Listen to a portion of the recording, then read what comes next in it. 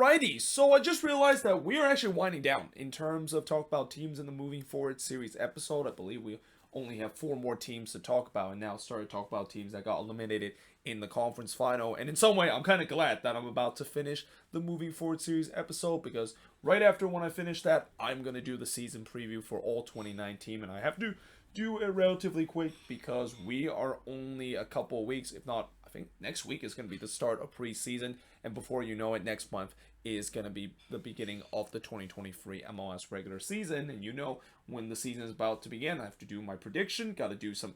emotion index and the hot seat index and all kinds of good things before the season start. But that being said, going back to this moving forward series episode, we're going to first talk about the team that lost the Eastern Conference Final, that is NYCFC, and what was the defending MLS Cup champion up until LAFC, of course, are now took the crown away from NYCFC as the defending MLS Cup champion. Now, for NYCFC, there was no doubt that this was a good year in terms of being the defending champion, but at the same time, it was kind of a very chaotic year with the way that Ronnie Delia basically left them unexpectedly in the middle of the season. They finally were able to they haven't got that big sum of money for Tati Castellanos left, but he also left during the summer transfer window, but only on a loan deal. And that, despite all the challenge that they of course have faced, have to put in Nick Cushing as the interim head coach, they were still able to get a decent run in the playoff all the way to the Eastern Conference Final, where unfortunately the Union of course got their revenge against NYCFC from the Eastern Conference Final back in 2021. But nevertheless, they finished with a 16-7-11 record and finished with 55 points. They scored 57 goals while allowing 41 goals with a plus 16 goal differential. Those numbers certainly some of the best in the league this season. They finished third in the Eastern Conference, but they were eliminated. And actually, I got this one wrong. They were not eliminated by themselves, but they actually were eliminated by the Union. I mean, in some way, they kind of maybe eliminated themselves with the implosion that they had in the last 30 minutes of the Eastern Conference Final, which we'll get to that in just a bit in this moving forward series episode. But yeah, they were eliminated by the Union in the Eastern Conference Final. Top goal scorer for this team, unsurprisingly, Tati Castellanos with 13 goals, but there's no doubt that he would have had more if he didn't left in the summer. I mean, I think he probably would have been the top goal scorer and win the Golden Boot again if he didn't left during the summer. But besides that, you got Abear and Gabriel Pereira with 8 goals, followed by Talis Magno with 7 goals, and then Alexander Callens, a defender, actually ends up in the top 5 assist chart, or not the assist chart, I'm sorry, but the goal scoring chart with 5 goals this season. Now in terms of the top assist leader, you got Santi Rodriguez with 13 assists, followed by Talis Magno with 10 assists, Maxi Morales with 9 assists, Gabriel Pereira with 4 assists, and I forgot to put Keaton Parks with 3 assists there to round out the top 5 assist leader for this NYCFC team. So what are some of the highlights of this season? And I think this first point is not just the highlights of this season, but probably the highlights in terms of NYCFC as a franchise, and that is they finally got the deal done in terms of that soccer-specific stadium. I mean, this was definitely a huge moment, not only for NYCFC, but really for this league in general, because we've been talking about it for the past couple of years of the fact that is NYCFC eventually going to get that soccer-specific stadium built in New York City. And that while there's been a lot of rumors that's been surrounded, there's been times where we thought that maybe they had a deal and then it kind of broke down. They finally were able to secure it and able to finally get the go sign to build their soccer-specific stadium in Queens and near Willett Point. And again, it's a huge landmark moment because I'm pretty sure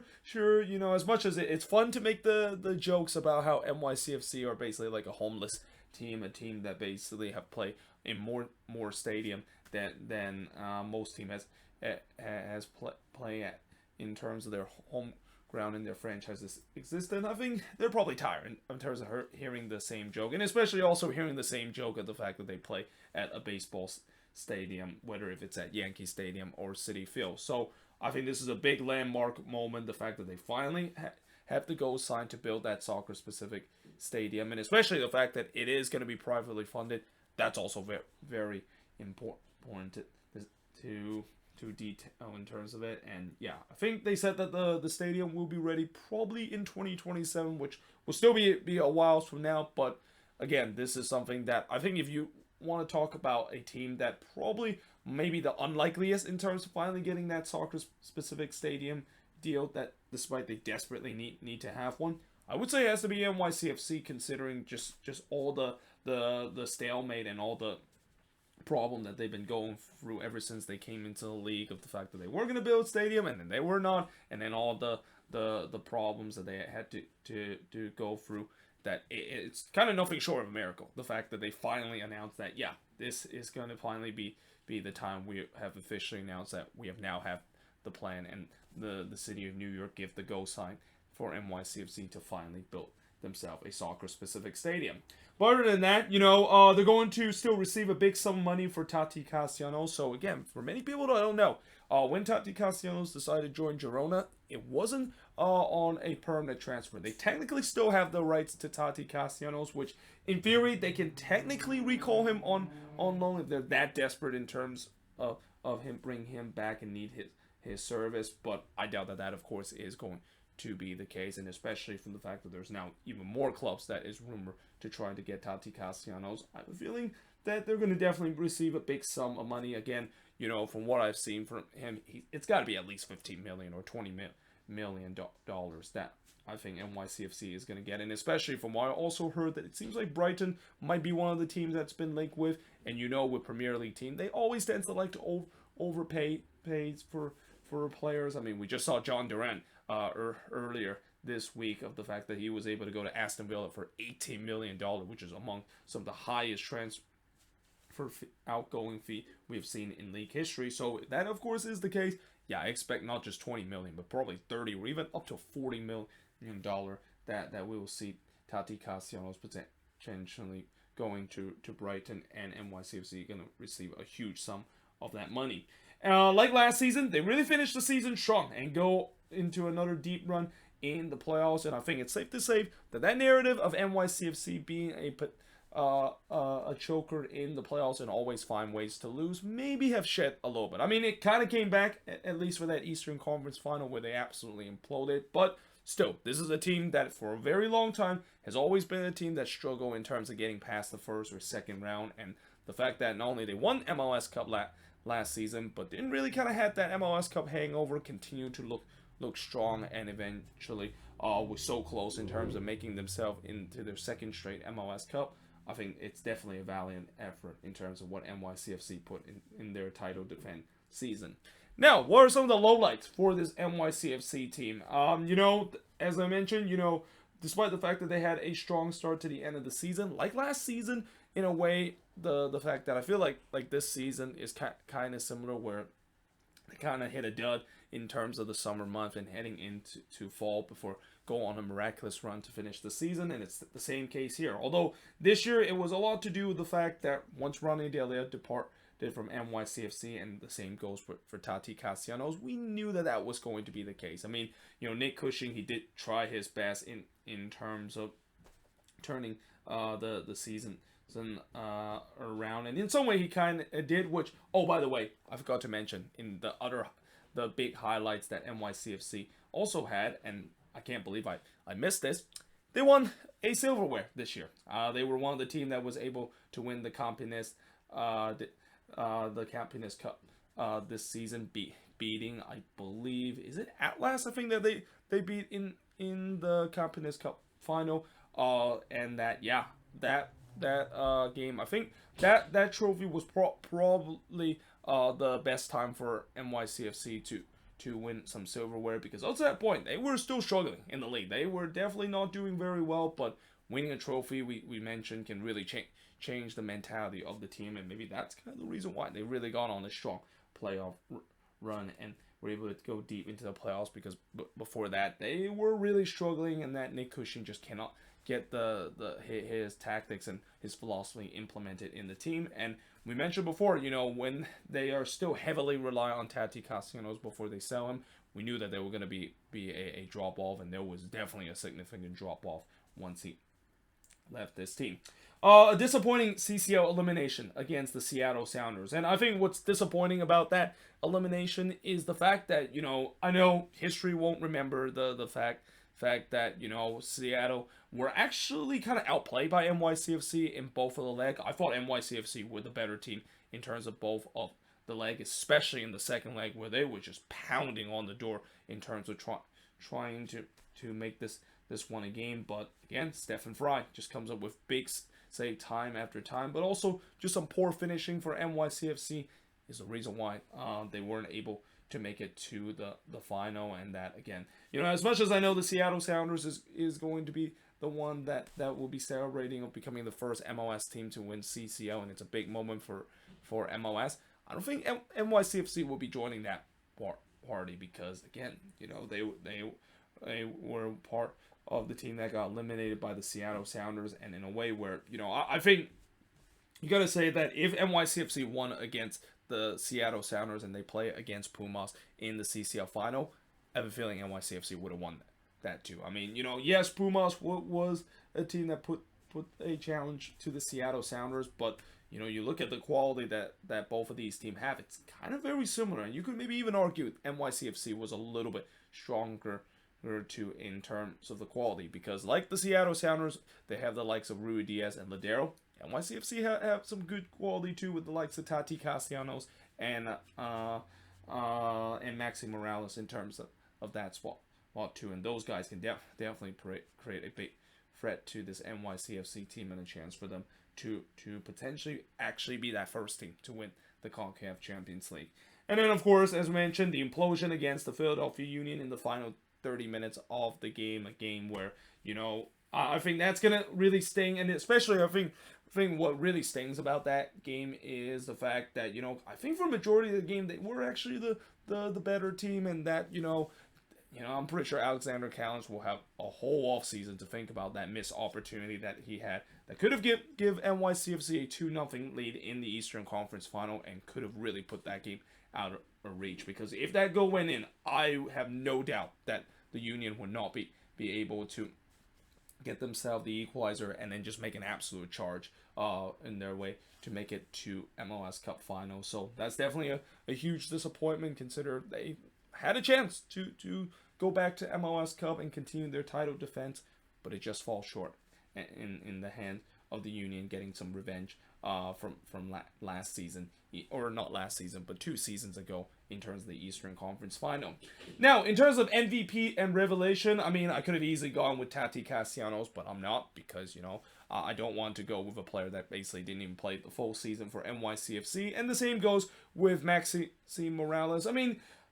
yes, Maxi Morales, he had some big games, and there was time where he shows you why he is a guy that will always forever to know as the most important playmaker for this team, and probably one of the best number 10 we've ever seen in league history. But I'm going to go with the young guys. I'm actually going to go with Gabriel Pereira, Talis Magno, and Santi Rodriguez as the MVP and revelation, because, all 3 of these guys, those are guys that I think NYCFC could potentially get some big money out of it. Though, unfortunately, it seems like one of the guys that I'll talk about in just a bit, it seems like they're not going to bring back, which is a bit of a surprise. But in the case of Gabriel Pereira, he's a guy that was one of the lethal goal scorer, a guy that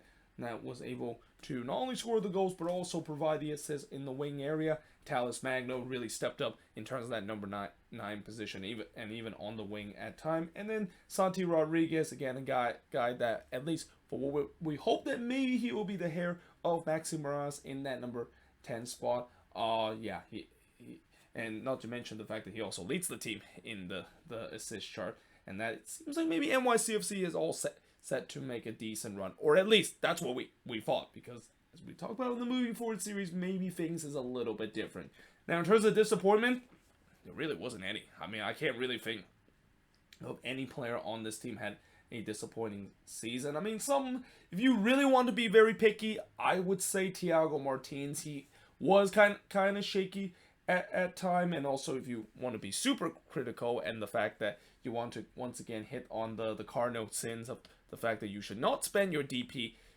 kind of roster on a defender, then you can basically go in that level. The fact that, you know, Thiago Martins didn't really look anywhere like a DP kind of player, let alone a DP kind of level of a defender. But in terms of moving forward for this NYCFC team, you know, obviously, as I said, it looks like maybe they were set to go on another decent run with a fresh young core, but for some reason, that doesn't seem like it's the direction they're heading to. It feels like they're in for a soft rebuild and retool because they seems that they're not going to resign some of their key pieces heading into next year. You know, and one of those key pieces is at the back with Alexander Callens and Sean Johnson. There's definitely some uncertainties about their future. Now, from what I heard recently, there is reports saying that it seems like Alexander Callens is going to be back, and they're working on the contract extension for him with NYCFC. But there's a big question about Sean Johnson, and especially with the way that there is that rumor of him potentially going to TFC, that could be a case, and that, yeah, you know, Sean Johnson, definitely one of the top 5 goalkeeper in this league, and has been the case for the past couple of years. I mean, that's definitely going to be a bit of a loss for NYCFC. And then, of course, who will fill the void in terms of the number 10 spot? So, as I mentioned, you know, you would think that Santi Rodriguez was going to be the heir of Maxi Morales, knowing the fact that Maxi Morales officially announced that, yeah, this was really his final season with NYCFC, and that, you know, well, I think down the line, there's definitely going to be a statue that's going to be built in front of NYCFC Future Soccer Specific Stadium about the legend of Maxi Morales and what he's meant to this team. You know, I'm kind of surprised they decided not to bring back Santi Rodriguez. I mean, I thought that they were going to buy him permanently, but I guess maybe the price is a little bit high, which, again, it's kind of odd because, you know, yes, the price maybe be a little bit high,